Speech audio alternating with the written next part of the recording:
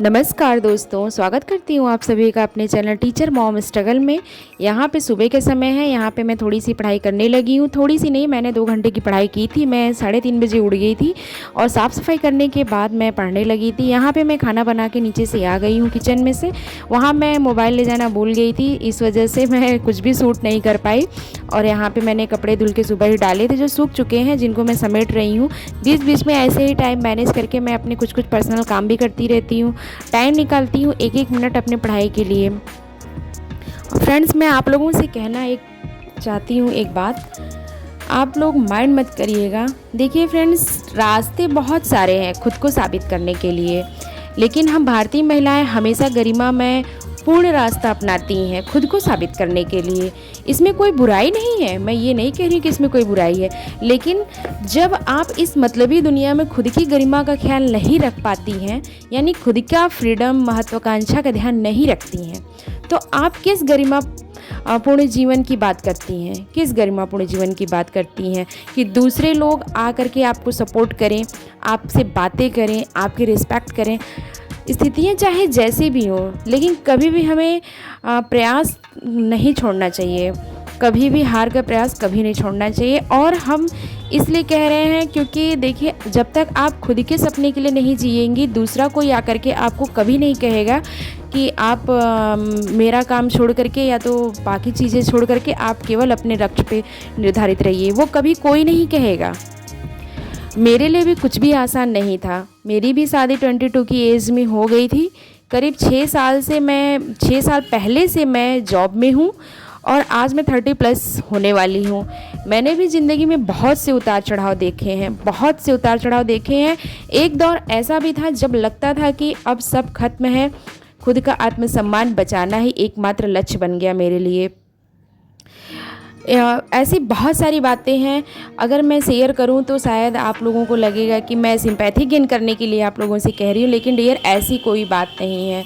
Sympathy की दुनिया में मुझे बहुत ज़रूरत नहीं है, क्योंकि मैं जानती हूँ कि सिंपैथी क्या, कब तक वो बेचारी बनाता है, और मुझे बेचारी बन के नहीं रहना है। मुझे हिम्मत के साथ रहना है। और मैं चाहती हूँ कि आप सब लोग भी मेरी तरह, जो महिलाएं हैं, जो कुछ करना चाहती हैं, एक अलग अपनी पहचान बनाना चाहती हैं, कुछ अलग अपने बचपन के सपने को पूरा करिए, अपने मम्मी पापा के सपने को पूरा करने के लिए जो लोग जीना चाहती हैं, मैं उनकी बात कर रही हूँ। देखिए, ज़िंदगी में उतार चढ़ाव तो बहुत देखा है मैंने भी, लेकिन जानती हैं, जब तक आपके पास कोई वजह नहीं होगा ना, तब तक आपके सामने 1000 रास्ते हों सक्सेस के, 1000 रास्ते भगवान बनाए हों, आप चाह कर भी किसी भी रास्ते पर सही तरीके से चल नहीं पाएंगी। मेरे कहने का मतलब ये है कि आप मोटिवेटेड नहीं रहेंगी किसी भी चीज़ के लिए, जब तक आप समझ लीजिए कि आपके पास कोई वजह ना हो। वजह कोई भी हो, कोई भी वजह बना लीजिए। वजह ये बना लीजिए कि आप एक महिला हैं और आपको ये चाहिए कि आपको अपने बच्चे के लिए कुछ करना है, अपने हस्बैंड के लिए कुछ करना है, अपने पेरेंट्स के लिए करना है, या अपने इन लॉज के लिए कुछ करना है। अगर आपको मतलब एक अलग पहचान बनाने का सोचिए। मैं ये नहीं कह रही हूँ कि हर कोई गवर्नमेंट जॉब करे, हर कोई सिविल सर्विसेज करे, ऐसी कोई बात नहीं है। बात बस इतनी सी है कि खुद को प्रतिस्थापित करना ही बहुत ज़रूरी है। जान लीजिए, महिला सशक्तिकरण की बातें होती हैं, लेकिन महिला सशक्तिकरण है कहाँ? जब तक महिलाएं खुद के प्रति जागरूक न हो, तब तक महिला सशक्तिकरण है क्या? असली महिला सशक्तिकरण तो तभी है ना, जब महिलाएं अपने खुद की इच्छाओं के लिए जागरूक हों। अगर आप सोचेंगी कि आज नहीं करते हैं, या अभी मेरे पास वक्त नहीं है, टाइम नहीं है, या तो मैं मैनेज नहीं कर पा रही हूँ चीज़ें, काम है, ये है, वो है, तमाम तरीके की बातें, ये सबके साथ होगा। ये आप तरह की सब जितनी भी महिलाएं होंगी वो सबके साथ होगा। मेरे साथ भी है, ऐसा नहीं है कि मेरे साथ नहीं है। मेरा भी जीवन आसान नहीं है। हाँ, कुछ क्लिप्स मैं दिखाती हूँ वीडियोस में, उसका ये नहीं रहता है कि हाँ 24 घंटे का मैं सारा शूट करके आप लोगों को डाल सकूँ। बस ये छोटा सा एक रहता है कि मैं अपने लाइफ स्ट्रगल को आप लोगों के साथ शेयर करना चाहती हूँ।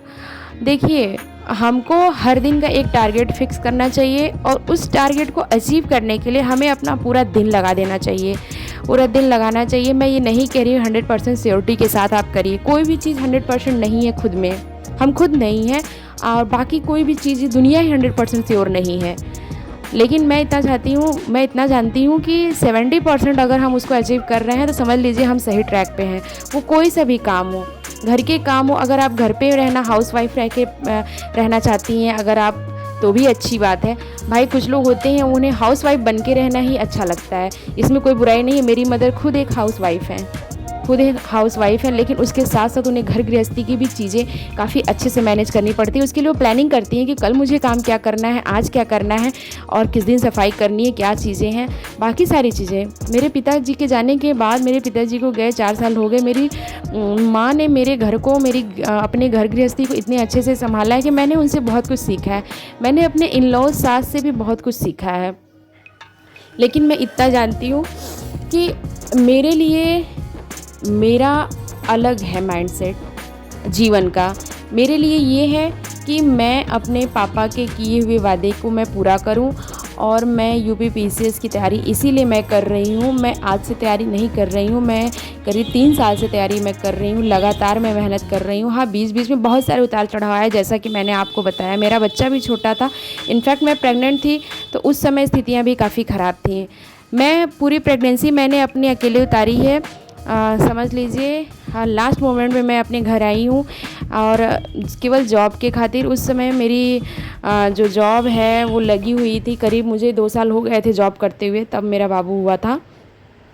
और जान लीजिए कि दिक्कतें उस समय भी बहुत सारी चीज़ें थी, लेकिन मैंने कभी हार नहीं मानी। मैं उस समय भी स्टडी करती थी, उस समय भी पढ़ती थी। मैं, मेरे से जितना हो सकता था मैं पढ़ती थी, और मैं घर के काम भी करती थी। घर के काम को इस तरह बांटिए ना कि आप बहुत लंबे रूटीन की चीज़ें ना करिए कुछ दिन, ऐसा नहीं है। आप रोज़ रोज़ अगर आप सबकी खिदमत में, बाकी सारी चीज़ों में लगेंगी, अगर आप पढ़ना चाहती हैं, अपने पैर पे खड़े होना चाहती हैं, तो वो चीज़ें आपको थोड़ा सा इग्नोर करनी पड़ेंगी, और आपको थोड़ा सा वक्त खुद के लिए भी निकालना पड़ेगा। जो आपको अच्छा लगता हो वो आप करिए, आपको अपने आप को खुश रखिए।